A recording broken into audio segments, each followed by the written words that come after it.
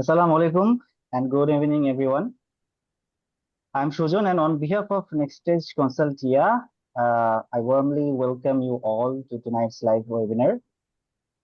Today, we are here to take our very first step into the world of FIDIC, one of the most widely used contract frameworks in global construction and infrastructure projects. Let me hand over the floor to our instructor tonight, Fayaz Firoz Bhai. He is the PMP, PMICP, and senior planning engineer. So, without further delay, Faiz bhai, please go ahead. The floor is yours. Thank you Sujan. আমার কথা কি পরিষ্কার শোনা যাচ্ছে?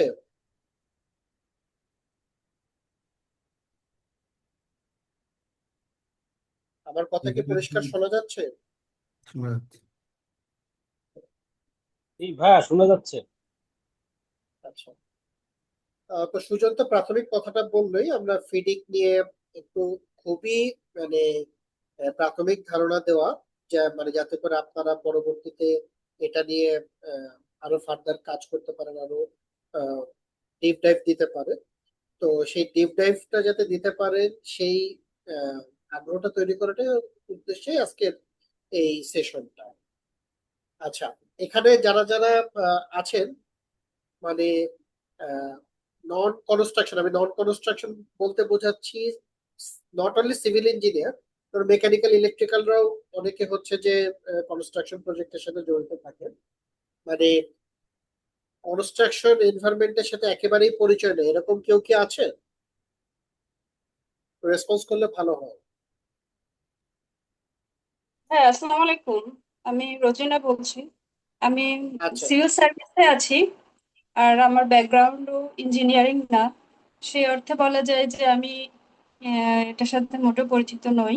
Construction, যদিও আমরা প্রজেক্টে অনেক কিছু দেখি, কনস্ট্রাকশন যেহেতু আমি প্ল্যানিং কমিশনে আছি, প্রজেক্ট দেখতে হয়, আচ্ছা, অল্প আচ্ছা, আইডিয়া আছে এই আর কি। ধন্যবাদ। আচ্ছা, ফাইন, ফাইন। আচ্ছা, আহ, আচ্ছা, তাহলে পরের আলাপটাতে যাই। সেটা হচ্ছে আপনারা আহ, যারা এই যে কনস্ট্রাকশন, ফিডিংটা মেনলি কনস্ট্রাকশন প্রজেক্টের জন্য। সো যারা আইটি আইটি প্রজেক্ট গুলো করেন তারা হয়তো খুব একটা ইন্টারেস্ট পাবেন না, কিন্তু যারা কনস্ট্রাকশন প্রজেক্টের সাথে কোনো না কোনো ভাবে জড়িত, আহ, এটা আসলে তাদের জন্য খুব ফ্রুটফুল হবে আর কি। তো প্রথমেই আসি যে আমি যতদূর জানি যে হচ্ছে যে আপনারা বেশিরভাগই পিএমপি করা বা পিএমপি ট্রেনিং নিয়েছেন। সো প্রজেক্ট ম্যানেজমেন্ট সম্পর্কে এক ধরনের প্রাথমিক ধারণা সবারই আছে। আমি প্রজেক্ট ম্যানেজমেন্টের সাথে এই ফিডিংটাকে কানেক্ট করে আসলে আলাপটা করব। তো প্রথমে যে বিষয়টা আমি ক্লিয়ার করতে চাই সেটা হচ্ছে প্রজেক্ট লাইফ সাইকেল আর কন্ট্রাক্ট লাইফ সাইকেল। এটা হচ্ছে প্রজেক্ট লাইফ সাইকেল, অর্থাৎ আহ, আমাদের প্রজেক্ট মানে শুরু হওয়ার আগে প্রি প্রজেক্ট কিছু ওয়ার্ক করতে হয়, যেখানে নিডস অ্যাসেসমেন্ট থাকে, বিজনেস কেস থাকে, তারপর প্রজেক্ট চার্টার দিয়ে প্রজেক্ট স্টার্ট করা হয়, তারপর প্রজেক্ট ম্যানেজমেন্ট প্ল্যান তৈরি করা হয়। প্রজেক্ট ম্যানেজমেন্ট প্ল্যান অনুসারে প্রজেক্ট এক্সিকিউশন, মনিটরিং এবং মনিটরিং কন্ট্রোল করা হয়। এবং এক্সিকিউশনের সময় আমাদের ডেলিভারেবল গুলো জেনারেট হতে থাকে। সকল ডেলিভারেবল জেনারেট হয়ে গেলে একসময় আমরা প্রজেক্টটা ক্লোজ করে দিই। এটা মোরাললেস হচ্ছে যে প্রজেক্টের লাইফ সাইকেল।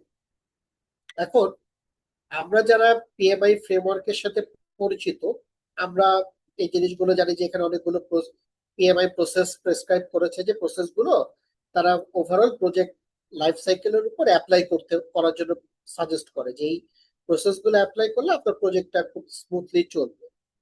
তো আপনাদের নিশ্চয়ই মনে আছে যে এই প্রসেস গ্রুপ গুলো একসময় 10টা নলেজ এরিয়ায় ভাগ করা ছিল, 5টা প্রসেস গ্রুপে ভাগ করা ছিল, এবং নলেজ এরিয়ার মধ্যে প্রকিউরমেন্ট বলে একটা পার্ট ছিল। এটা তো সবার খেয়াল আছে নাকি? আমরা একটু ইন্টারাক্টিভ, আমি খুব মানে ফর্মাল ভাবে ইয়ে করতে চাচ্ছি না, একটু ইন্টারাকশনের ঢঙে করতে চাচ্ছি। আপনি একটু রেসপন্স করে প্রকিউরমেন্ট চ্যাপ্টারটার কথা কি মনে আছে? হ্যাঁ জি ভাই, মনে আছে ভাই। আচ্ছা, তো প্রকিউরমেন্টের কনসেপ্টটা কি, যে হচ্ছে প্রজেক্ট মানে পিএমআই ফ্রেমওয়ার্কটা মেইনলি স্ট্র্যাটেজিক প্রজেক্টের জন্য, ঠিক আছে। স্ট্র্যাটেজিক প্রজেক্ট আর কাস্টমার প্রজেক্ট, এই দুইটা আমাদের ফার্স্ট একটা জিনিস বুঝতে হবে। যে ধরা যাক যে রোডস আর হাইওয়েজ একটা জায়গায় রাস্তা করবে, বা বাংলাদেশ ব্রিজ অথরিটি একটা ব্রিজ করবে, এইটা হচ্ছে রোডস আর হাইওয়েজ এর জন্য স্ট্র্যাটেজিক প্রজেক্ট। ব্রিজটা হচ্ছে বাংলাদেশ ব্রিজ অথরিটির জন্য স্ট্র্যাটেজিক প্রজেক্ট। বাট তারা তো হচ্ছে যে প্রজেক্টটা নিজেরা করে না, তারা প্রজেক্টের কনসেপ্টটা ডেভেলপ করে, তারপর হচ্ছে যে ডাব্লিউবিএসটা করে যে প্রজেক্টে কি কি থাকতে হবে, তারপর সে অনুসারে তারা কন্ট্রাক্টর নিয়োগ দেয়। এটাই হচ্ছে প্রকিউরমেন্ট। সে প্রকিউর করে, তারা হচ্ছে যে কন্ট্রাক্টররা এসে হচ্ছে যে এই ব্রিজটা বানায় দেয় বা রোডটা বানায় দেয়। তো কন্ট্রাক্টরের জন্য এটা হচ্ছে customer project, but roads and highways Bangladesh bridge অথরিটির জন্য প্রজেক্ট হচ্ছে স্ট্র্যাটেজিক প্রজেক্ট। পিএমআই ফ্রেমওয়ার্কটা স্ট্র্যাটেজিক প্রজেক্টের জন্য মূলত করা। এর মধ্যে যে প্রকিউরমেন্ট পার্টটা, যেখানে অর্থাৎ যেই পুরা প্রজেক্ট অথবা প্রজেক্টের যে অংশটা যে মানে যে প্রজেক্টের যে মূল ইনিশিয়েটর তারা নিজেরা করবে না, তারা এটা আউটসোর্স করবে, ঠিক আছে, তখন তারা প্রকিউরমেন্টে যায়। তো এই যে প্রকিউরমেন্টে যখন যায়, একটা কন্ট্রাক্টর সিলেক্ট করা হয়, যে কন্ট্রাক্টরের সাথে একটা কন্ট্রাক্ট হয় এবং সেই জায়গাটাতে আলাদাভাবে ম্যানেজমেন্ট করতে হয়, ঠিক আছে, সেটাই হচ্ছে কন্ট্রাক্ট ম্যানেজমেন্ট। অর্থাৎ পুরো প্রজেক্ট ম্যানেজমেন্টের মধ্যে স্ট্র্যাটেজিক কি বলে ইনিশিয়েটরের জন্য কন্ট্রাক্ট ম্যানেজমেন্ট একটা পার্ট, আর কন্ট্রাক্টরের জন্য পুরাটাই হচ্ছে কন্ট্রাক্ট ম্যানেজমেন্ট। তার প্রজেক্ট ম্যানেজমেন্ট স্কিমটা কম, তার কন্ট্রাক্ট ম্যানেজমেন্ট স্কিমটা অনেক বেশি। এইটা হচ্ছে প্রজেক্ট ম্যানেজমেন্ট, মানে প্রজেক্ট লাইফ সাইকেল। আর এইটা হচ্ছে আমরা যদি কন্ট্রাক্ট লাইফ সাইকেল দেখি, পিএমআই এর আরেকটা কোর্স আছে, পিএমআই সিপি আরেকটা সার্টিফিকেশন আছে, কনস্ট্রাকশন প্রফেশনাল, সেখানে হচ্ছে কন্ট্রাক্ট ম্যানেজমেন্ট নিয়ে একটা কোর্সই আছে। তো সেখানে সিপি যেটা বলছে যে কন্ট্রাক্ট ম্যানেজমেন্টও প্রায় প্রজেক্ট ম্যানেজমেন্টের সমান লেন্থের, এবং এইটা হচ্ছে কন্ট্রাক্ট ম্যানেজমেন্ট লাইফ সাইকেল। অর্থাৎ ডিসকভারি, প্রি অ্যাওয়ার্ড, তারপর হচ্ছে proposal process, contract execution and management এবং কন্ট্রাক্ট ক্লোজ আউট। এটা হচ্ছে কন্ট্রাক্ট ম্যানেজমেন্ট লাইফ সাইকেল। তো এই কন্ট্রাক্ট ম্যানেজমেন্ট লাইফ সাইকেলে আমার এই যে প্রপোজাল প্রসেস, এইখানে মূলত কন্ট্রাক্টটা হয়, ঠিক আছে। তাহলে আমরা যদি প্রজেক্ট ম্যানেজমেন্ট লাইফ সাইকেল চিন্তা করি, ওই যে প্ল্যানিং এ আমরা যে প্রকিউরমেন্ট ম্যানেজ কি বলে প্রজেক্ট প্রকিউরমেন্ট ম্যানেজমেন্ট, ওইখানে যেমন আমরা প্রকিউরমেন্টে ডিল করি, আর ইয়েতে কন্ট্রাক্ট ম্যানেজমেন্টের ক্ষেত্রে কন্ট্রাক্টটা হয় এই প্রপোজাল প্রসেসে। এই পর্যন্ত কি আমি ক্লিয়ার করতে পেরেছি কনসেপ্টটুকু?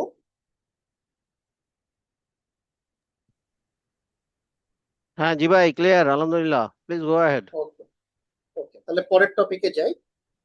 এখন এই যে প্রতিটা প্রসেস বলছি লাইফ সাইকেল, প্রতিটা stage, Discovery, pre award, proposal, আমাদের কন্ট্রাক্টটা হয় প্রপোজাল প্রসেসে। এই প্রপোজাল প্রসেসটা যদি আমরা একটু খেয়াল করি, প্রপোজাল প্রসেসে এই কাজগুলো করতে হয়, যে বিড সলিসিটেশন, সাব কন্ট্রাক্টিং, বিড সাবমিশন, বিড সিলেকশন এবং ফাইনালি কন্ট্রাক্ট ফর্মুলেশন, ঠিক আছে।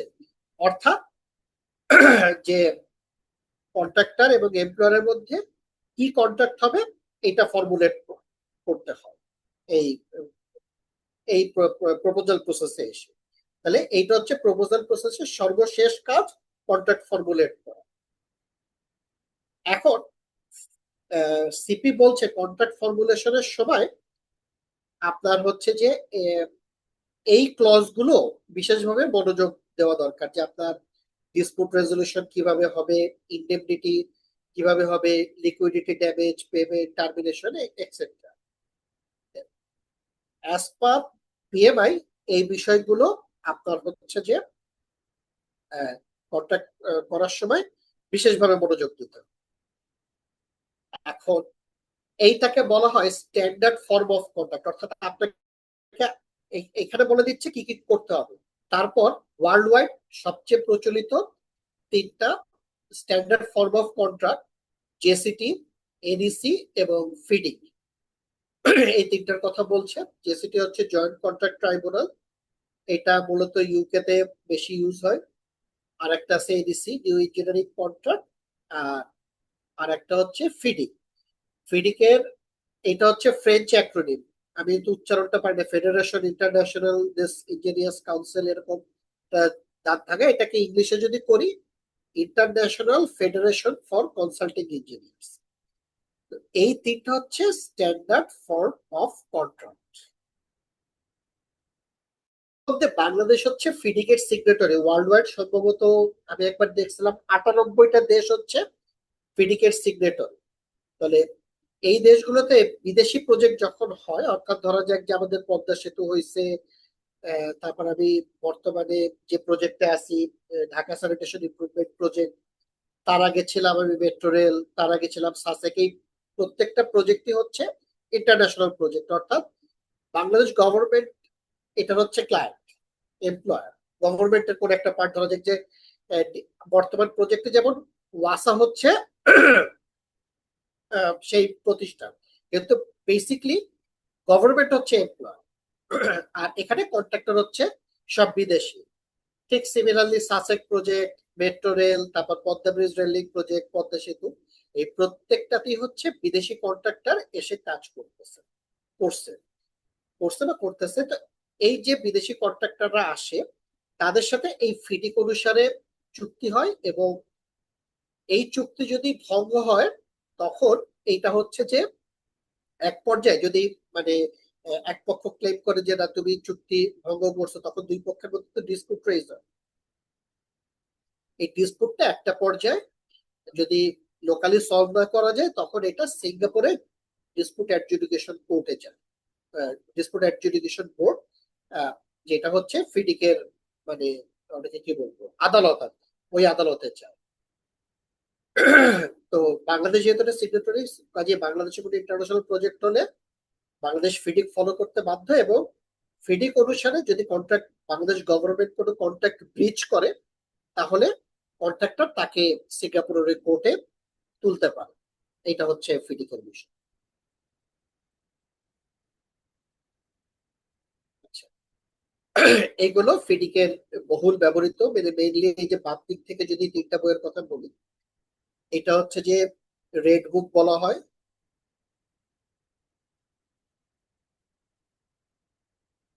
এটা হচ্ছে রেড বুক, এটা হচ্ছে ইয়েলো বুক, এটা হচ্ছে সিলভার বুক, আর এটা হচ্ছে গোল্ড বুক। রেড বুক হচ্ছে মূলত কনস্ট্রাকশন অ্যান্ড মেজারমেন্ট কন্ট্রাক্টের জন্য। এইটা হচ্ছে ডিজাইন বিল্ড, অর্থাৎ কন্ট্রাক্টর নিজেই ডিজাইন করবে, নিজেই বিল্ড করবে। ইপিসি সিলভার বুকটা হচ্ছে ইপিসি বা টার্কি প্রজেক্টের জন্য। আর গোল্ড বুক, এটা হচ্ছে যে গোল্ড বুকটা হচ্ছে ডিজাইন বিল্ড এবং অপারেট করবে, কিছুদিনের জন্য কন্ট্রাক্টর অপারেট করবে সেই ধরনের প্রজেক্টের জন্য। তো ফিডিকে মোটামুটি 7টা রেইনবো সুইট বলে 7টা বই আছে।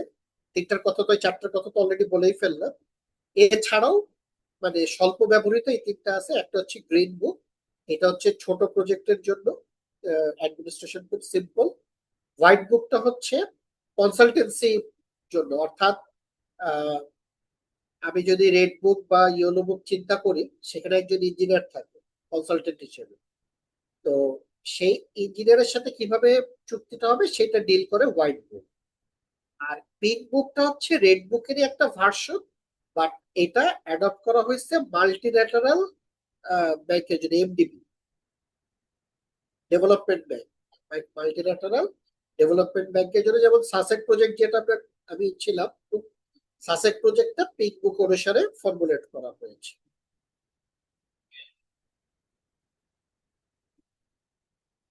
আচ্ছা, এই হচ্ছে এই স্লাইডটা আপনারা একটু মনোযোগ দিয়ে দেখেন যে কোন বইয়ের কি কাজ এবং মূল কনসেপ্টটা কি। তো রেড বুকে হচ্ছে রেড বুক অনুসারে যদি কন্ট্রাক্ট হয়, সেখানে এমপ্লয়ার নিজেই ডিজাইন করে, আর কন্ট্রাক্টর হচ্ছে খালি সেই ডিজাইন অনুসারে কনস্ট্রাকশন। এটা হচ্ছে রেড বুকের কনসেপ্ট। ইয়েলো বুক হচ্ছে যখন ডিজাইন বিল্ড, অর্থাৎ কন্ট্রাক্টর নিজেই ডিজাইন করবে এবং নিজেই বিল্ড করবে, কনস্ট্রাক্ট করবে। সে এমপ্লয়ারের কাছ থেকে রিকোয়ারমেন্ট নিয়ে নেবে, রিকোয়ারমেন্ট অনুসারে ডিজাইন আর কনস্ট্রাকশন। ইপিসি হচ্ছে, ইপিসি ও ওয়ান ডিজাইন বিল্ডের মধ্যে পার্থক্যটা হচ্ছে এইখানে যেমন কি বলে এমপ্লয়ারের রিকোয়ারমেন্ট অনুসারে কন্ট্রাক্টর হচ্ছে মানে ডিজাইন বিল্ড করে, অর্থাৎ এমপ্লয়ার অনেকগুলো স্পেক দিয়ে দেয়। ইপিসি তে আবার ঠিক স্পেক দেয় না, ইপিসি তে হচ্ছে তার আউটকাম রিকোয়ারমেন্টটা দেয়, যে আমার এই আউটকাম থাকা লাগবে প্রজেক্টে। ধরা যাক যে বললো যে আমি যে রাস্তা এখান থেকে ঢাকা থেকে সিলেট পর্যন্ত একটা রাস্তা বানাতে চাই, যেটা আমার ট্রাভেল টাইম হচ্ছে যে এখন 10 ঘন্টা, ট্রাভেল টাইমটা আমার 4 ঘন্টায় নামায় নিয়ে আসবে এবং অ্যাক্সিডেন্ট রেশিও এত সার্টেন পার্সেন্ট হতে হবে। এই যেটা আউটকাম দিয়ে দিল যে এইভাবে আমাকে একটা রোড বানিয়ে দাও যেটাতে আমার হচ্ছে যে এই ক্রাইটেরিয়া ফুলফিল করবে, তখন এই ধরনের প্রজেক্ট হলে এটা হচ্ছে ইপিসি প্রজেক্ট। এখানে কোনো স্পেক দিল না, শুধু আউটকাম রিকোয়ারমেন্টটা দেওয়া। গোল্ড বুকটা যেটা বললাম ডিজাইন বিল্ড অপারেট, অর্থাৎ আপনারা কি বলে স্ট্র্যাটেজিক প্রজেক্টে পিএমআই তে যেটা পড়েছেন, পিএমপি তে, যে প্রজেক্ট দেওয়ার আগে তো একটা বিজনেস কেস থাকে, যে প্রজেক্টে যে টাকাটা ইনভেস্ট করতেছি টাকাটা আবার কয় বছরে উঠে আসবে। সাধারণত গোল্ড বুক হচ্ছে প্ল্যান্টের ক্ষেত্রে ব্যবহার করা হয়। তো একটা পে ব্যাক পিরিয়ড থাকে সাধারণত, যে আমরা যদি এত টাকার প্রজেক্ট নেই, এই টাকাটা আবার 3 বছর বা 5 বছরে উঠে আসবে উইথ অপারেশন কস্ট।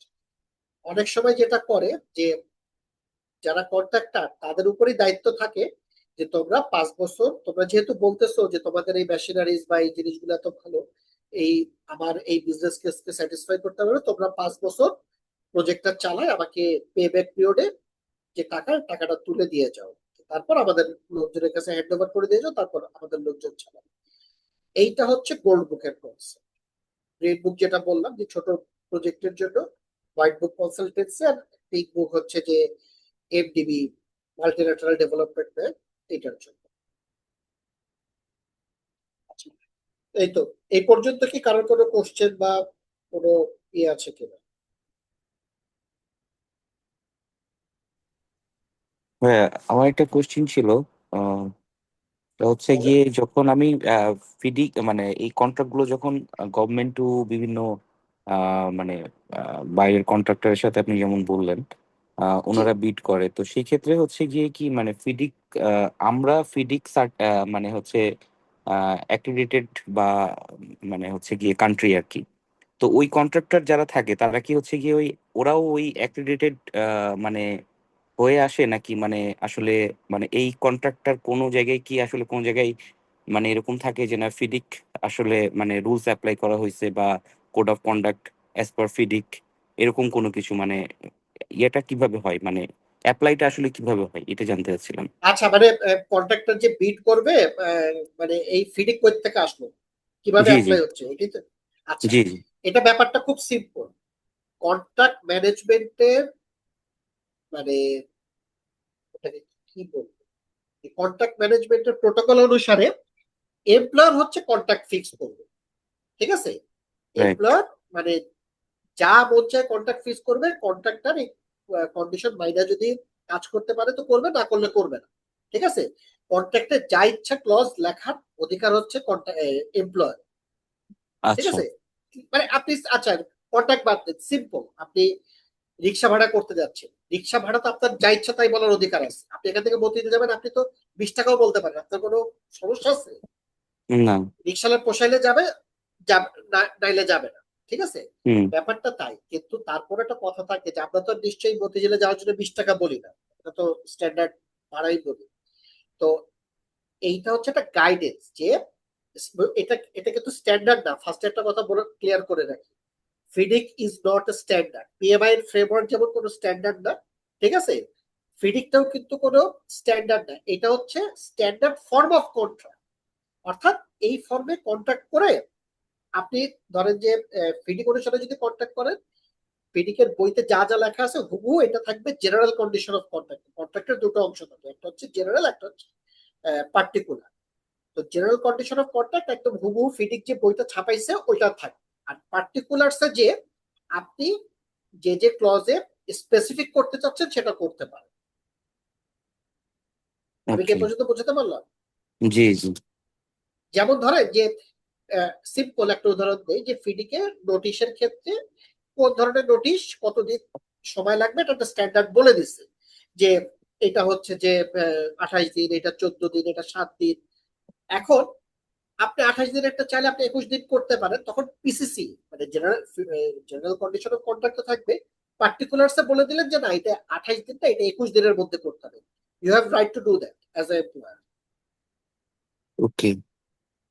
বুঝতে পেরেছি? এখন তারপর ফিডি কমিশনে কন্ট্রাক্ট হলো, কন্ট্রাক্ট হওয়ার সময় যে ডিসপুটের কথা যেটা বললাম না যে সিঙ্গাপুরে যায় এই ড্যাব ফর্ম করা হয় সিঙ্গাপুরের ওই বোর্ডকে, এটা মানে ওই যে বাংলাদেশে যেমন ধরেন যে আমরা ওই যে 300 টাকার স্ট্যাম্প ইয়ে করি না, জি। দলিলপত্র লিখে না, স্ট্যাম্পে লেখার কনসেপ্ট মানে ইয়েটা কি, কি বলবো, স্ট্যাম্পে কেন লিখি? আচ্ছা আচ্ছা, বুঝতে পারছি। স্ট্যাম্পে লিখি মানে আমি রাষ্ট্রকে নোটিফাই করলাম যে তোমার মানে এই আমরা দুজনে একটা কন্ট্রাক্ট করছি এবং এটা আমি তোমাকে জানায় রাখলাম। ঠিক তেমনি সিঙ্গাপুরের ওই ড্যাবকে জানায় রাখা হয় যে এই যে বাংলাদেশে আমরা এরকম কন্ট্রাক্ট করছি। তারপর আচ্ছা যে ডিসপুট হইলো, এটা তো একটা সমাধানে আসতে হবে, সমাধানটা কে করবে? করবে ফাইনালি ড্যাব, যদি নিজেদের মধ্যে অ্যামিকেবল সেটেলমেন্ট না হয়। আচ্ছা, বুঝতে পারছি।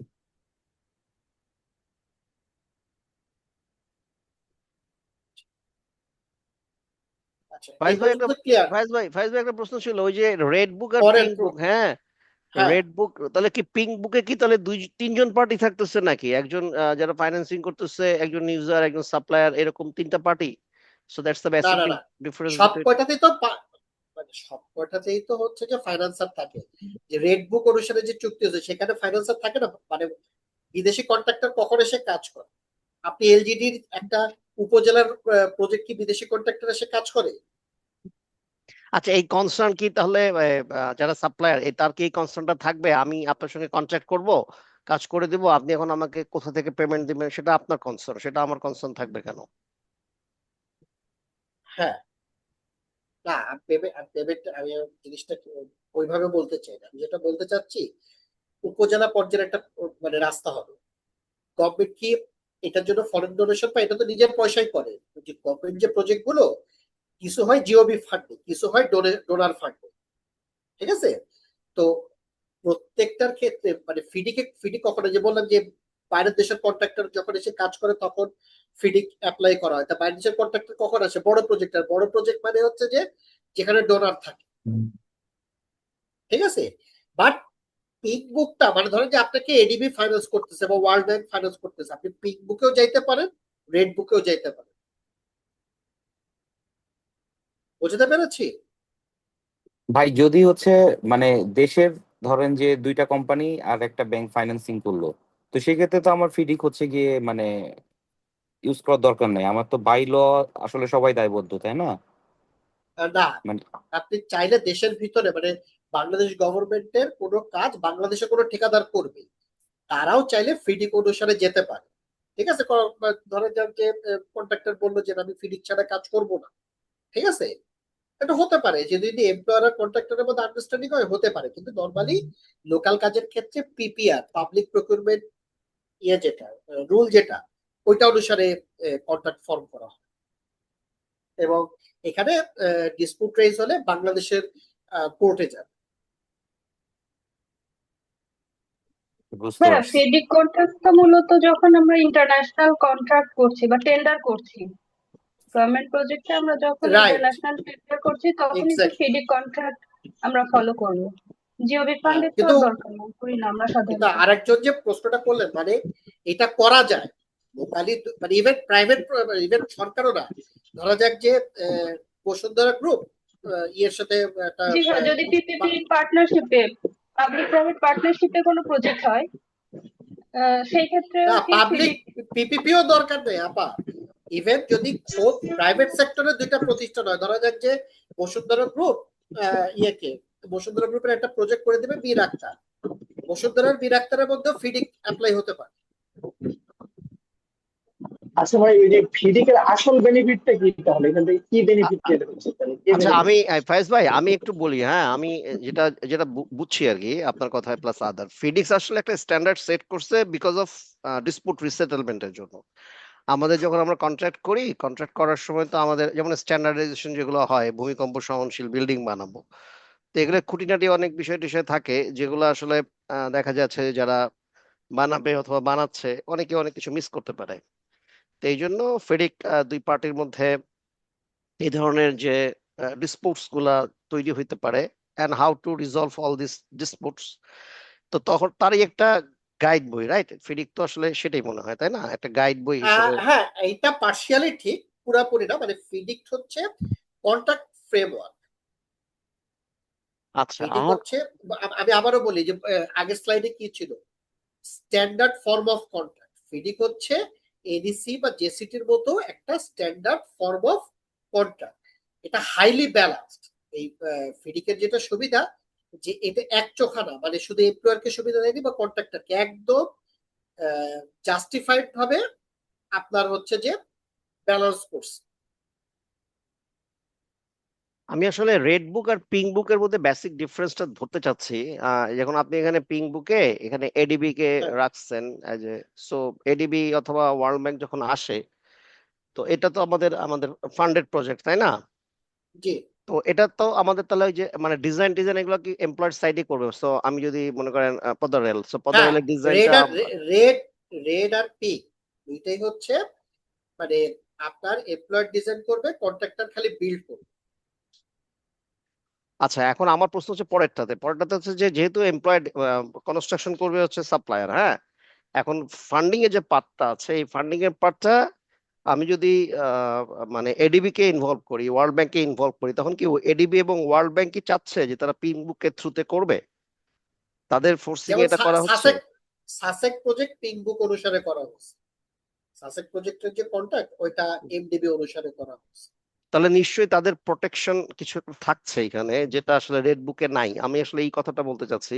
হতে পারে, এটা আমি আপনাকে নিশ্চিতভাবে বলতে পারবো না, এটা সম্পর্কে আমারও নলেজটা কম।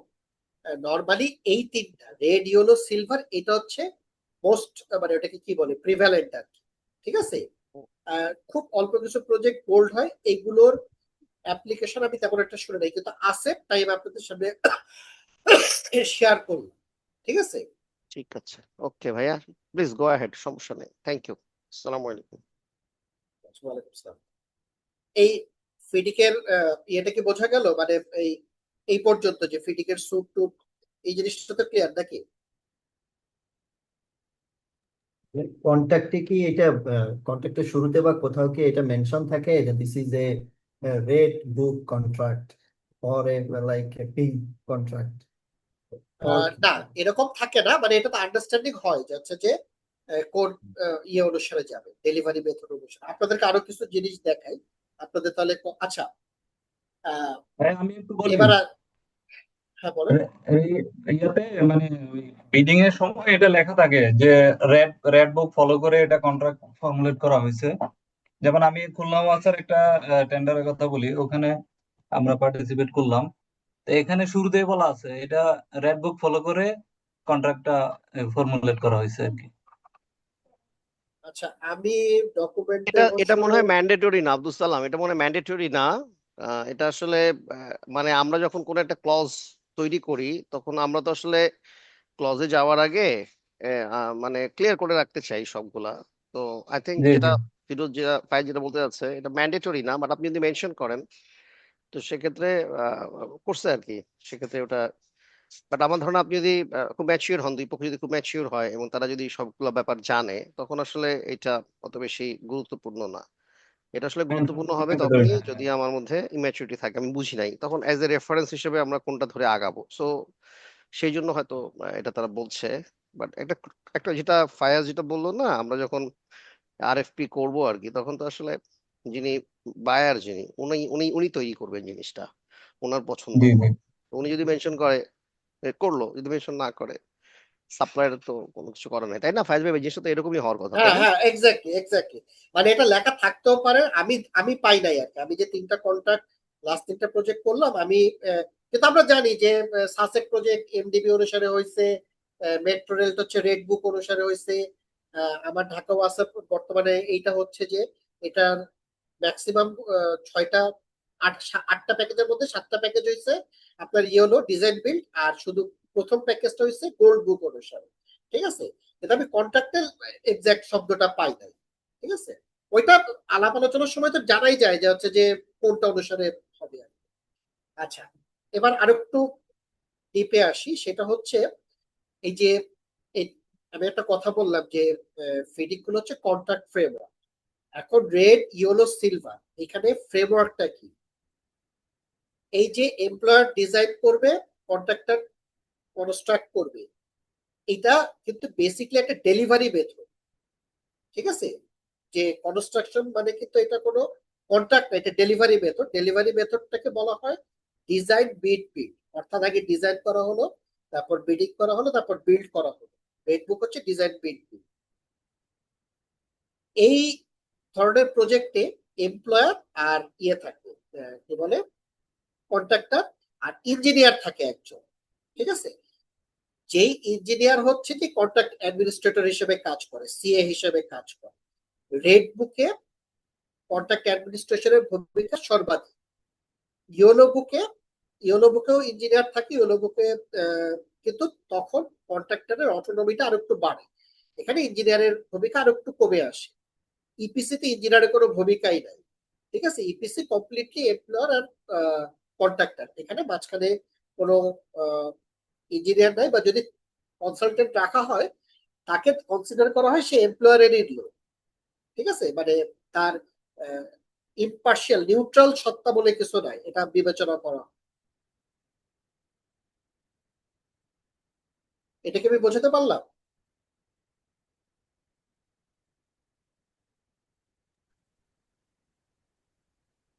জি ভাই।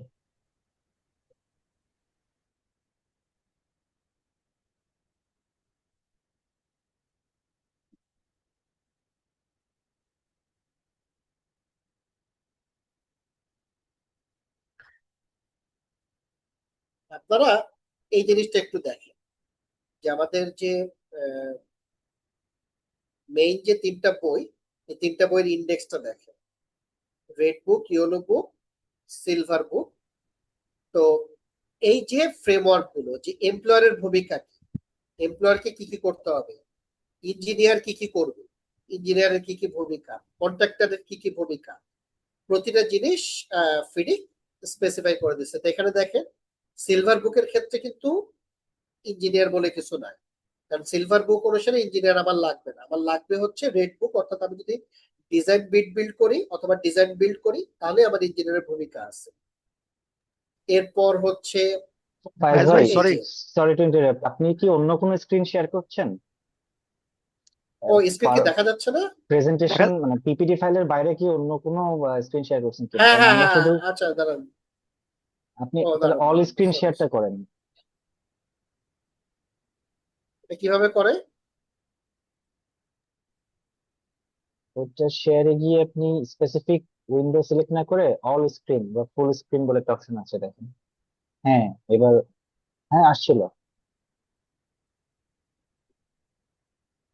অল স্ক্রিন শেয়ার করবো তাই না? এই একটার যে পরে আরেক মাইক্রো, একটার পরে একটা করেন না, এটা ক্লোজ করে এটা ওপেন করেন, এটা ক্লোজ করে এটা ওপেন করেন, তাইলেই তো হয়। Make make the life simple. এই যে এখন দেখতে পাচ্ছেন জি জি জি, এক্সেল একটা ফাইল দেখা এক্সেল যাচ্ছে? ফাইল, রাইট, এক্সেল ফাইল, জি। হ্যাঁ, আচ্ছা, সরি আমি তখন স্ক্রিন শেয়ার করতে মিস করে গেছিলাম। এই যে আহ, আমি 3টা বইয়ের যত আপনার ওটাকে কি বলে সূচিপত্র, আমি টেবিল অফ কন্টেন্ট, এইটা দেখলেই বোঝা যাবে। যেমন দেখেন যে ফিডিকে এমপ্লয়ারকে কি করতে হবে, ঠিক আছে, তারপর হচ্ছে ইঞ্জিনিয়ার কি করবে, এই প্রত্যেকটা জিনিস বিস্তারিত ভাবে বলা আছে।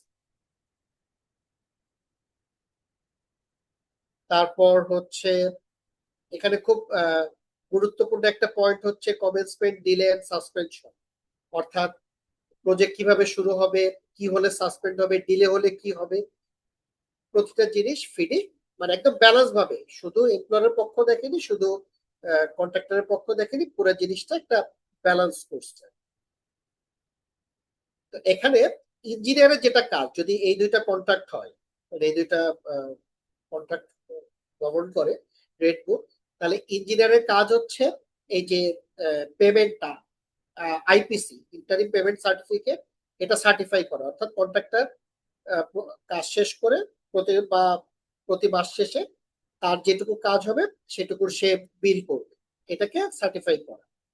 তারপর হচ্ছে যে যদি বিভিন্ন ইনস্ট্রাকশন দেওয়া, কাজ বা আরো বিভিন্ন রকমের ইনস্ট্রাকশন আছে সেগুলো দেওয়া। তারপর হচ্ছে যে যদি কোনো কারণে ডিলে হয় বা ভ্যারিয়েশন হয়, এই ভ্যারিয়েশনটাকে ম্যানেজমেন্ট করা, অর্থাৎ ভ্যারিয়েশন হলে কন্ট্রাক্টর ক্লেম করবে, ডিলে হলে কন্ট্রাক্টর ক্লেম করবে, তখন ইঞ্জিনিয়ারের কাজ হচ্ছে সেগুলোর উপর ফেয়ারলি ডিটারমিনেশন দেওয়া। এখানে দুইটা ক্ষেত্রেই ইঞ্জিনিয়ার এমপ্লয়ারের পক্ষ হয়ে কাজ করে, এই যে রেড বুক আর ইয়েলো বুক, কিন্তু ডিটারমিনেশনের ক্ষেত্রে ইঞ্জিনিয়ার হচ্ছে স্বাধীন, এটা সে ফেয়ারলি ইম্পার্শিয়াল ভাবে ডিটারমাইন করবে। সো যদি ধরা যাক যে প্রজেক্ট দেরি হয়েছে, কন্ট্রাক্টর এটার জন্য হচ্ছে যে ইওটি ক্লেম করলো যে আমার সময় বাড়ায় দাও, এখন এই একটা জায়গায় ইঞ্জিনিয়ার হচ্ছে ফেয়ারলি ক্যালকুলেশন করে দেখবে যে ও যতদিন এক্সটেনশন অফ টাইম চাইছে, ও ততদিন, ধরা যাক যে 100 দিন চাইছে, সে হচ্ছে যে 60 দিন প্রাপ্য, অ্যানালাইসিস করে দেখা গেল তাকে 60 দিনের ইওটি গ্র্যান্ট করবে। এটা এমপ্লয়ারের কথা করবে যে না, আমি ওকে একদিনও টাইম বাড়াবো না, যা হয়ে হোক আমি টাইম বাড়াবো না, তুমি ওকে কোনো ইওটি দিবা না, মানে এরকম কি বলবো যে মানে অবৈধ নির্দেশ ইঞ্জিনিয়ারকে দেওয়া যাবে না, বা দিলেও ইঞ্জিনিয়ার সেটা রিজেক্ট করার রাইট রাখে। ঠিক আছে? তো এই যে ভ্যারিয়েশনের adjustment, contract price and payment, তারপর হচ্ছে টার্মিনেশন বাই এমপ্লয়ার, এমপ্লয়ার কখন টার্মিনেট করে দিতে পারে, কন্ট্রাক্টর কখন টার্মিনেট করতে পারে, তারপর হচ্ছে ফোর্স মেজিওর ঘটলে, এটা আগে ফোর্স মেজিওর বলা হতো, এখন 17 ভার্সনে এটাকে এক্সেপশনাল ইভেন্ট বলা হয়। তারপর ইন্স্যুরেন্সের ক্ষেত্রে কি কি মেনে চলতে হবে, আর ডিসপুট ঘটলে সেটা কিভাবে রিজলভ হবে, এই যে ট্যাব গঠন করা হবে, ট্যাব গঠন করে ট্যাবে যাবে, এই পুরো জিনিসগুলো ফিডিকে লেখা আছে। এইটা হচ্ছে আপনার কন্ট্রাক্ট যখন হয়ে গেল, এই কন্ট্রাক্ট অনুসারে এই কন্ট্রাক্ট কিভাবে ম্যানেজ করবেন, এই ফ্রেমওয়ার্কটা হচ্ছে ফিডিং।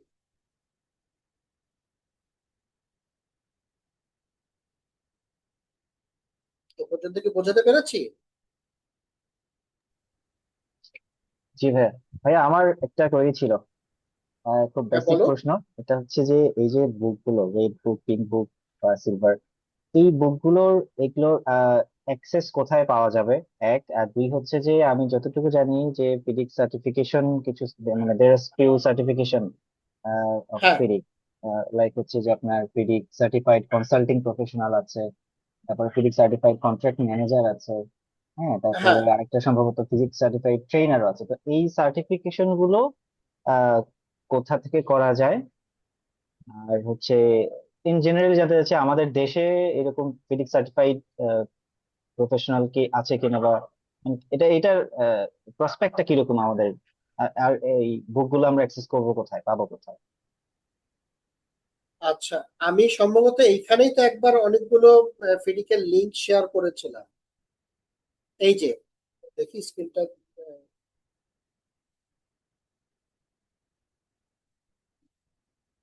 স্ক্রিনটা শেয়ার করি।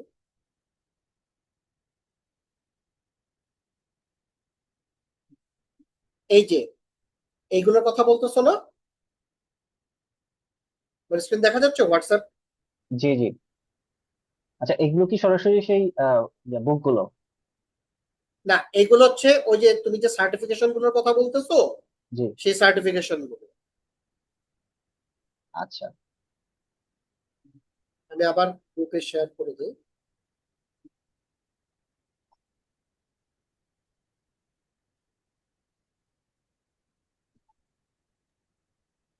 ভাই বইগুলো কি শেয়ার দেওয়া যায় একটা জিপ করে?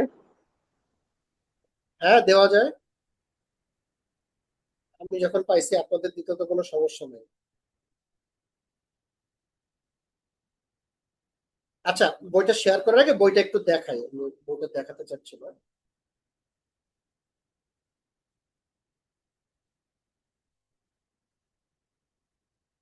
দেখা যাচ্ছে বইটা?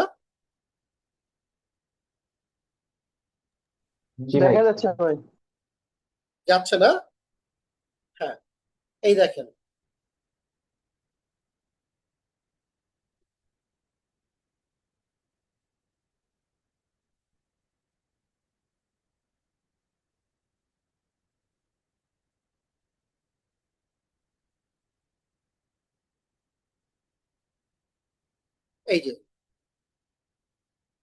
এই যে মেইন যে ক্লজ গুলো,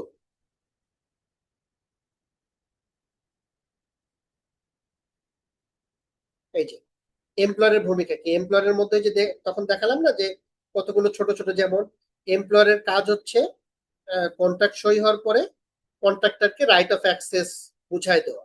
সেটা কিভাবে বুঝাই দিবে সেই জিনিসগুলো এখানে বলছে, ঠিক আছে। তারপর ফিনান্সিয়াল, যে কে যেন ফিনান্সিয়াল অ্যারেঞ্জমেন্টের কথা কিছুক্ষণ আগে বলছিলেন, এমপ্লয়ারকে কিন্তু শো করতে হবে যে হ্যাঁ তুমি কাজ করলে তোমার পেমেন্ট করার মতো পয়সা আমার কাছে আছে।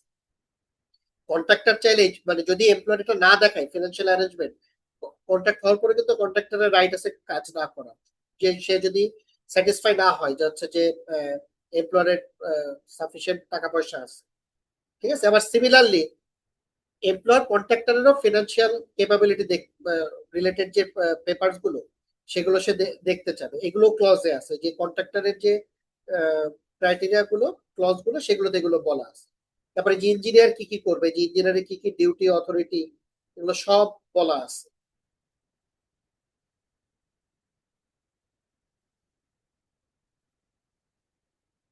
তারপরে যে এগ্রিমেন্ট ডিটারমিনেশন, এটা হচ্ছে যে মূলত খুব গুরুত্বপূর্ণ একটা ক্লজ, যে ইঞ্জিনিয়ার কি কি করবে, যেটা বললাম যে ইঞ্জিনিয়ার এমপ্লয়ারের ফরেই কাজ করবে, কিন্তু ডিটারমিনেশনটা সে ফেয়ারলি করবে। এগুলো হচ্ছে তার কি কি ডিউটি, এগুলো সব বলা আছে। এগুলো একটা যদি ব্রিচ হয়, সাথে সাথে কন্ট্রাক্টর চিঠি ইস্যু করতে পারবে যে এই ক্লজটা ব্রিচ হয়েছে।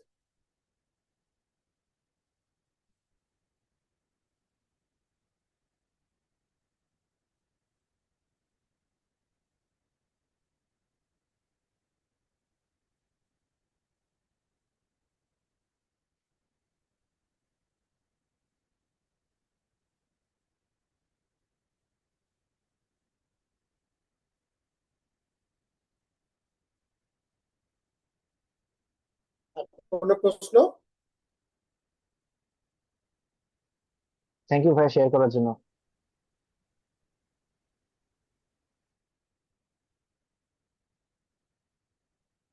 আচ্ছা, ওই যে কি বলে, সুজন যেন কি জিজ্ঞাসা করতেছিল যে ক্যারিয়ার না কি প্রশ্ন? সার্টিফিকেশনের বিষয়টা তো বললাম যে ওগুলো তো এক্ষেত্রে জানা যাবে। আর এমনিতে এখন মানে কারেন্টলি আমাদের বাংলাদেশে এরকম পিডিক সার্টিফিকেশন বা সার্টিফিকেট ধারী এরকম প্রফেশনাল আছে কিনা, আপনার জানা আছে কিনা? আচ্ছা, ওই যে আমি যে লিঙ্ক গুলো শেয়ার করলাম তার মধ্যে লিস্ট আছে, হ্যাঁ। সার্টিফাইড কন্ট্রাক্ট ম্যানেজার এইটা আছে সম্ভবত 3 জন, ঠিক আছে। আর সার্টিফাইড ট্রেনার একমাত্র দলিল স্যার, আর মানে দলিল স্যার সার্টিফাইড ট্রেনার এবং সার্টিফাইড কন্ট্রাক্ট ম্যানেজার দুইটাই মনে হয়। আর আরো 2 জন আছে সার্টিফাইড কন্ট্রাক্ট ম্যানেজার।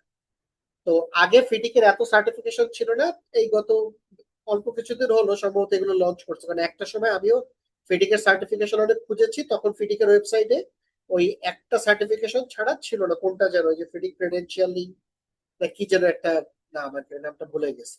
আর এখন একদম স্পেসিফিক করছে, ঠিক আছে, তার সার্টিফিকেশন গুলো। এখন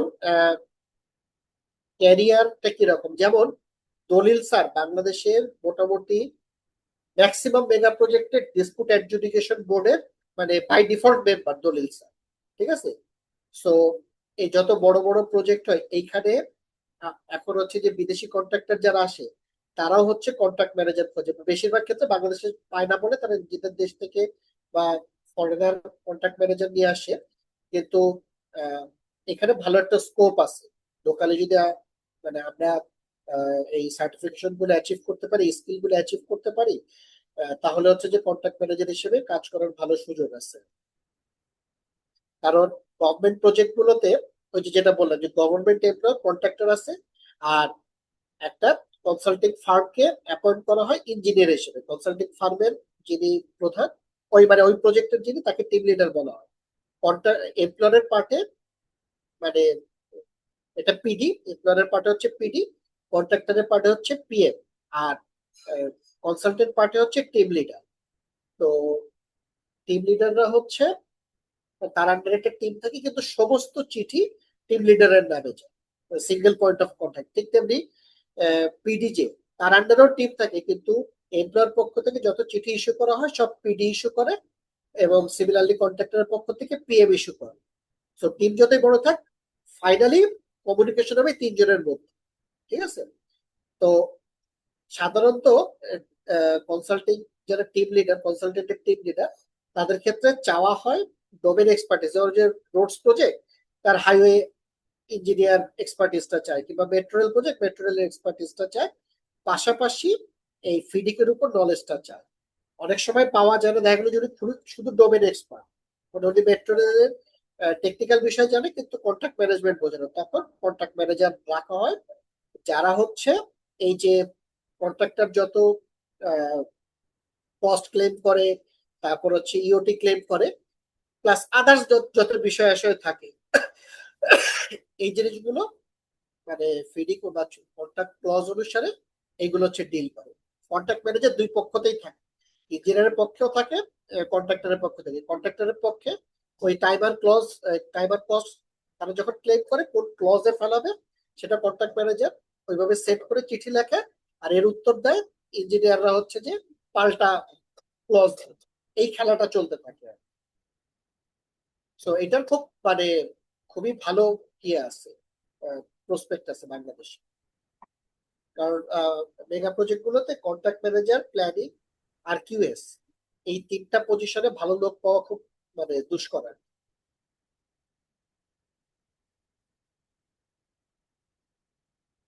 আসসালামু আলাইকুম ভাই, আমি একটা স্পেসিফিক কোশ্চেন করতাম আর কি। হ্যাঁ, বলেন না। এই যে ইয়েতে মানে আম, এই আপনি তো ডিএসআইপি প্রজেক্টে আছেন, আপনি একটু জানার জন্য মানে কোন ইয়েতে আছেন, পিএমইউ তে নাকি কোনো কন্ট্রাক্টরে? না, আমি কনসাল্ট পিএমইউ তে থাকবো কি করে, ওটা তো সরকারের, মানে ওয়াসা। হ্যাঁ, জি জি, পিএমইউ আমি তে না, বেসরকারি বুঝতে চাকরি পারছি। করি। হ্যাঁ, আমি কনসালটেন্ট পার্ট, ইঞ্জিনিয়ার পার্ট। ইঞ্জিনিয়ারের পার্টে না, ওই দোহাতে আছেন? জি, হ্যাঁ, দোহা। আপনি কি ওয়াসা ভবনে বসেন না অন্য কোথাও, একটু জি, জানার জন্য আর কি। ওয়াসা ভবনে বসি, ওয়াসা ভবনের আচ্ছা আচ্ছা, না বুঝতে পারছি না, আমি আমি হচ্ছে আমরা আমি আরএফএল থেকে বলছি। আমি হচ্ছে ওই WD6B যেটা নেটওয়ার্ক, এটা আমরা হ্যাঁ, করতেছি হ্যাঁ, আর কি। হ্যাঁ, হ্যাঁ, হুম। তো এখানে এটা একটু জানার জন্য বলছি যে এখানে তো আমাদের ওই শুরুতে স্কোপে বলা ছিল 75 1 কিলোমিটার। এখন আমরা সার্ভে করে দেখলাম, ডিজাইন করে দেখলাম 110 কিলো হয়ে গেছে। সেই ক্ষেত্রে এই যে ফিডি কি হলো, ডিজাইন বিল, এই ক্ষেত্রে স্কোপ চেঞ্জের কারণে এটা কি কস্ট বাড়বে কিনা? হ্যাঁ, ভ্যারিয়েশন অর্ডার হবে। এখন ভ্যারিয়েশন অর্ডার কি হয়েছে? না, এখনো হয় নাই, আপনার ইঞ্জিনিয়ার তো এগ্রি করতেছে না আর কি, আমরাও চিঠি দিচ্ছি। আচ্ছা, হ্যাঁ, এই যে এই জায়গাটায় টানা হেঁচড়া চলবে আর কি। হ্যাঁ, আপনি কি 15 তলায় ওই যে 15 তলায় বসেন না? জি, আচ্ছা আচ্ছা, ইনশাল্লাহ তাহলে দেখা হবে, আমি প্রতিদিনে থাকি ওয়াসায়। আচ্ছা, আচ্ছা, হ্যাঁ, আসবেন প্লিজ।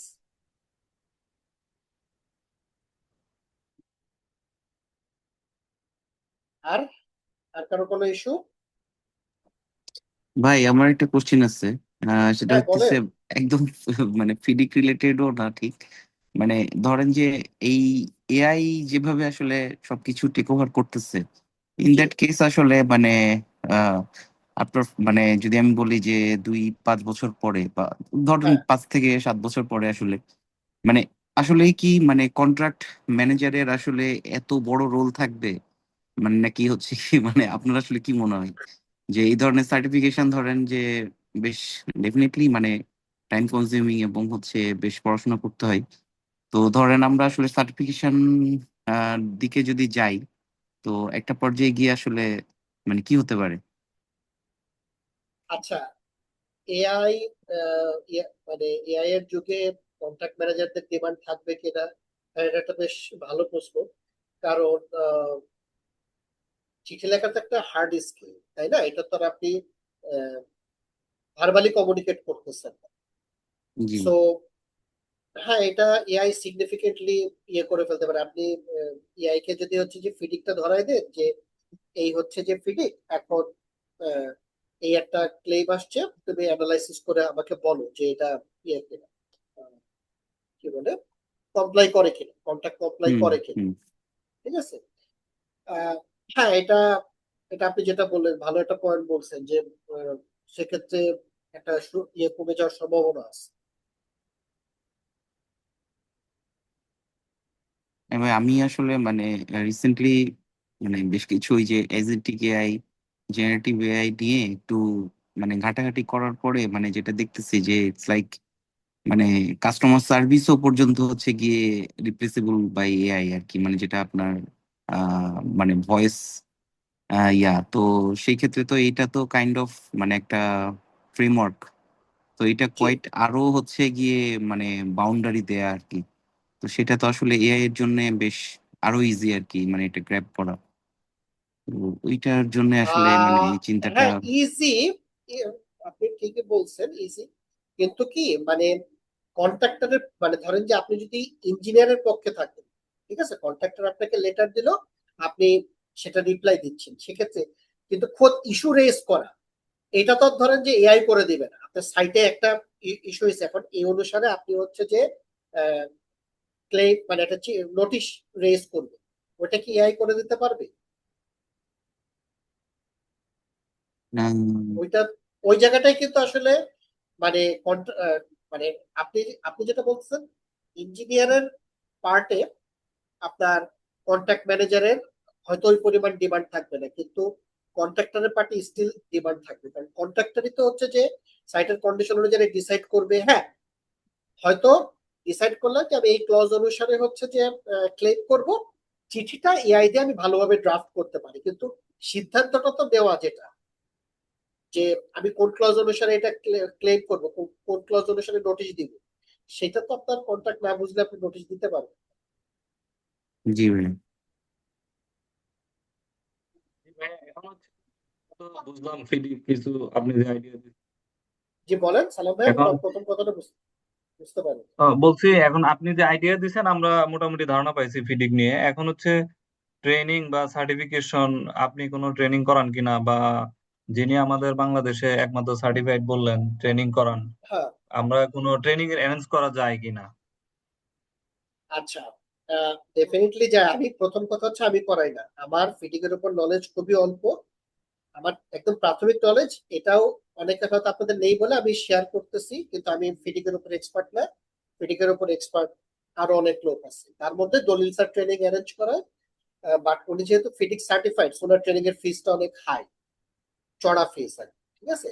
ইঞ্জিনিয়ারিং বুঝতে স্টাফ পারছি। কলেজে মাঝে মাঝে 2 দিনের ফিটিং ট্রেনিং হয়। লাস্টবার হলো জিকুন ভাই ট্রেনিংটা কন্ডাক্ট করেছেন ইঞ্জিনিয়ারিং স্টাফ কলেজের পক্ষ থেকে।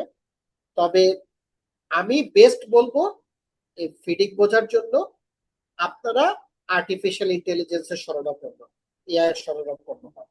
ফিডিং এর এক একটা ক্লজ আপনারা আহ, সেটা জেমিনি হোক, চ্যাট জিপিটি হোক, কোপাইলট হোক, দিয়ে বলেন যেটা আমাকে লাইন বাই লাইন বুঝায় দাও। ও যত সুন্দর করে বুঝাবে, আপনার কোনো ইয়ে দরকার নাই, কি বলে, ট্রেনিং দরকার কোনো নেই। টিচার।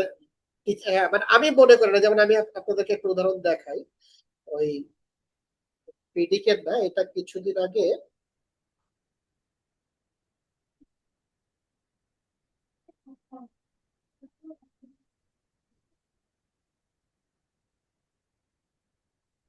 এই যে আহ, আমাদের সোসাইটি অফ কনস্ট্রাকশন ল, এইটার কতগুলো প্রিন্সিপাল আছে, 21টা ল আছে। এই লটা আমি হচ্ছে একটু বোঝার চেষ্টা করলাম, তা আমি ফার্স্টে বুঝতে যেয়ে দেখতেছে পারতেছে না, মানে এই ল এর ভাষাগুলো এত জটিল থাকে। পরে আমি এগুলো প্রত্যেকটা চ্যাট জিপিটি কে মারছি যে এটা আমাকে লাইন বাই লাইন বুঝাই দাও, খুব সুন্দর এক্সপ্লানেশন দিয়ে বুঝাই দিছে। এর প্রত্যেকটা মানে এই ধরা যাক যে কোনটা যেন দিলাম, এই যে purpose of EOT if the contractor benefit of the এই পারপজ অফ ইওটি এই ক্লজটা একেবারে লাইন বাই লাইন ভেঙে ভেঙে উদাহরণ সহ আমাকে বুঝাই দিচ্ছে। আমার ট্রেনিং করার দরকার আছে, এটা পড়লেই তো হয়, ভাষাগুলো খুব ইজি। সো আপনি ফিডিং এর ক্লজ গুলো এরকম নিজেরা চ্যাট জিপিটি কে দিয়ে বা একে দিয়ে শিখে নিতে পারেন। এটা আমার অভিমত। তারপরে ট্রেনিং করতে পারেন, ইন্টারন্যাশনাল ট্রেনিং আছে, বেশ এক্সপেন্সিভ আর কি। আর সার্টিফিকেশন গুলো প্রত্যেকটাই 1500 ইউরো, প্রায় 2 লাখ টাকার উপরে চলে যায়।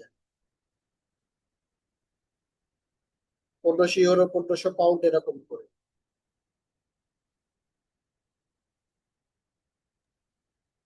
আসসালামু আলাইকুম। আমার একটা ওয়ালাইকুম সালাম। কোশ্চেন ছিল। হ্যাঁ বলেন ভাই। আচ্ছা, ফিডিক নিয়ে মূলত যারা প্র্যাকটিস করে আমি এবং যে সমস্ত জব সার্কুলার গুলো দেখা যায় ম্যাক্সিমাম হচ্ছে গিয়ে সিভিল ইঞ্জিনিয়ারিং বেসড, মানে হচ্ছে গিয়ে সিভিল ইঞ্জিনিয়াররাই ফিডিক নিয়ে কাজ করে। তাছাড়া বিভিন্ন প্রজেক্টে যে ধরনের সার্কুলার গুলো থাকে সেখানে সিভিল ইঞ্জিনিয়ার চায়। তো যদি না খুব স্পেশালাইজড প্রজেক্ট হয়, যেমন এক্সাম্পল যদি আমি বলি পাওয়ার প্লান্ট বানাবে বা এরকম কোনো কেমিক্যাল ইন্ডাস্ট্রি যেখানে আপনার একদম স্পেশালাইজড কোনো সার্ভিস দরকার হয়, সেক্ষেত্রে হয়তো বা অন্যান্য যারা ইঞ্জিনিয়ার আছে তাদের প্রয়োজন হতে পারে। সিভিল ইঞ্জিনিয়ার বাদে অন্য যারা আছে, লাইক যেমন আমি একজন মেকানিক্যাল ইঞ্জিনিয়ার, তো এরকম অন্য যারা আছে তাদের ক্ষেত্রে কি আসলে এই ফিজিক্সটা কতটুকু এফেক্টিভ আর কি এটা শেখাটা? হ্যাঁ, আমি একটা বেসিক নলেজ নিয়ে রাখতে পারি, একটা বেসিক ট্রেনিং করে, দিস ইজ ওকে, যে আমি এটা সম্পর্কে জানি, একটা আইডিয়া আছে, দ্যাটস ফাইন। বাট মানে যদি আমি বলি যে এক্সপার্ট লেভেলে যাওয়া, এটা ভালোভাবে বোঝা, ইমপ্লিমেন্ট করা, ক্লেম করা, সার্টিফিকেশন নেওয়া, আসলে এটা আপনার প্রেক্ষাপটে, মানে বাংলাদেশের প্রেক্ষাপটে আপনার মতামত কি এটা নিয়ে? আচ্ছা, এটা আপনি ভালো বলেছেন যে ডোমেইন এক্সপার্টিসটা চায়। আসলে এইটা তো বাংলাদেশের একটা প্রবলেম। ধরেন যে প্রজেক্ট ম্যানেজার, তারপর আপনারা নিজেরা যেহেতু পিএমপি করছেন বেশিরভাগই, তো আপনার তো প্রজেক্ট ম্যানেজমেন্ট এক্সপার্টিস, এটা শুধু ডোমেইন এক্সপার্টিসের কোনো রিলেশন নেই। কিন্তু বাংলাদেশে ধরেন যে ডোমেইন এক্সপার্টিস ছাড়া মানে পিডি কনসিডার করে, ঠিক আছে? ঠিক তেমনি কন্ট্রাক্ট ম্যানেজার হতে গেলে আপনার ডোমেইন এক্সপার্টিস থাকতে হবে, নট নেসেসারি।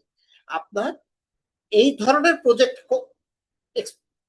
করার অভিজ্ঞতা থাকতে হবে। ধরা যাক যে আপনি ব্রিজ প্রজেক্ট করছেন বা আপনি একটা পাওয়ার প্ল্যান্ট প্রজেক্ট করছেন। সো যেমন পাওয়ার প্ল্যান্ট তো 3টা ডোমেইনেরই ইনভলভমেন্ট থাকে, সিভিল, ইলেকট্রিক্যাল, মেকানিক। সো যে কেউ কিন্তু সেখানে কন্ট্রাক্ট ম্যানেজার হতে পারে। সে যেহেতু প্রজেক্টের এক্সপার্ট, সে আর একটা পাওয়ার প্ল্যান্ট প্রজেক্টে সে হচ্ছে যে কন্ট্রাক্ট ম্যানেজার হতে পারে। এটা তো ডোমেইন এক্সপার্টিসটা নেসেসারি। এখন বাংলাদেশে চাই এটা কি বলবো, বলার কিছু না। আমিও মনে করি যে প্ল্যানিং, তারপর হচ্ছে যে কন্ট্রাক্ট ম্যানেজার, এগুলোর ক্ষেত্রে particular contract management, planning, US এই রিলেটেড নলেজ তার কিরকম আছে। বাংলাদেশে এটা একটু মুশকিল আর কি।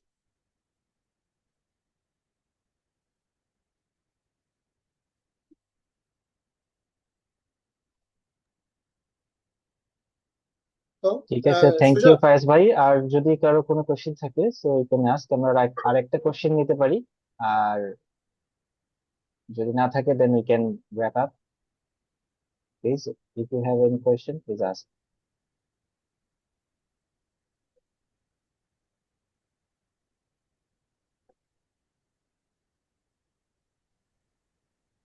ফিডিক কোনো কন্ট্রাক্ট করলে ফিডিক কে কি নোটিফাই করানোটা, ধরেন কেউ করলো, তারপরে যদি কোনো আর্বিট্রেশন হয় কোনো একটা কোর্টে বা কিছুতে, স্পেশাল কোর্টে বা কোথাও, এটা কি ফিডিক এর কোনো ইনভলভমেন্ট থাকে এই রেজুলেশনে, এই আর্বিট্রেশনে বা কিছুতে? না, এদিকে এই জিনিসগুলো কিন্তু আপনাদের পিএমপি তেও কিন্তু বলা আছে। আপনার ওই যে প্রকিউরমেন্ট চ্যাপ্টারে ওই যে অল্টারনেট ডিসপিউট রেজলিউশন, লিটিগেশন, ঠিক আছে, claim management, claim administration, 7th আর 8th এডিশনের কথা, আমরা 6th এডিশন পর্যন্ত আমার মনে আছে যে এই শব্দগুলো কিন্তু ছিল 6th এডিশনে।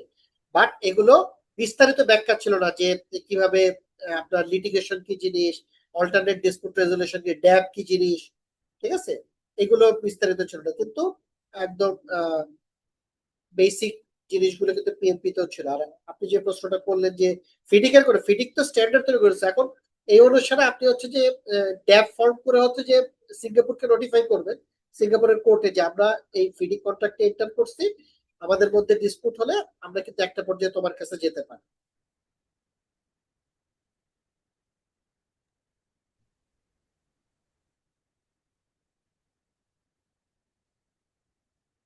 তো সুজন, আমরা ক্লোজ করি নাকি? জি, ঠিক আছে। Thank you so much everyone for joining tonight's live webinar session. Faiz ভাই, আপনাকে অনেক ধন্যবাদ সময় দিয়েছেন আমাদেরকে। আই থিঙ্ক একটা বেসিক আইডিয়া আমরা সবাই এখানে পেয়েছি, এন্ড হোপফুলি যদি এর থেকেও আরো আমাদের ডিপ লার্নিং এর দরকার পড়ে, so we can arrange one more session with you. So thank you everyone. So আসসালামু আলাইকুম, ভালো থাকবেন সবাই। ওয়ালাইকুম আসসালাম। Thank you.